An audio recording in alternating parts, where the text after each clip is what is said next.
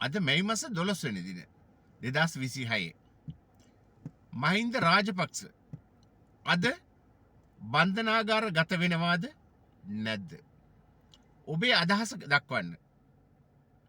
ඒ කිව්වේ හැමදාම කියනවනේ එක එක අයට එක එක නීතිය කියලා. බලමු. ඒ නීතිය හරියාකාරව මේ රජය ක්‍රියාත්මක කරනවද? එහෙම නැත්නම් ජනතාවට ආණ්ඩුව බයද?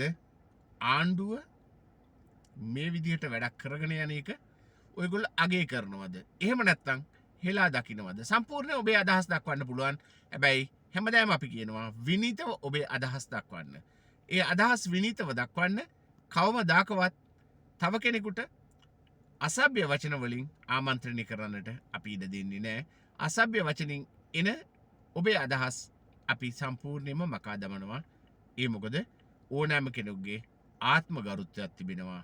ඒ ආත්ම ගරුත්වය රැක ගැනීම අපේ මාධ්‍ය සදාචාරය.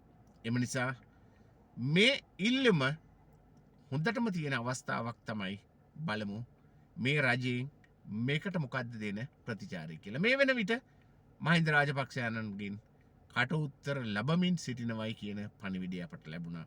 හොඳයි එහෙමනම් යහතින් සිතමු ඉන්ෂාල්ලා යහපතක්ම වේවි කියා මා නිහඬ වනවා. මහමඩ් ෆාරූක්. අස්සලාමු අලයිකුම්.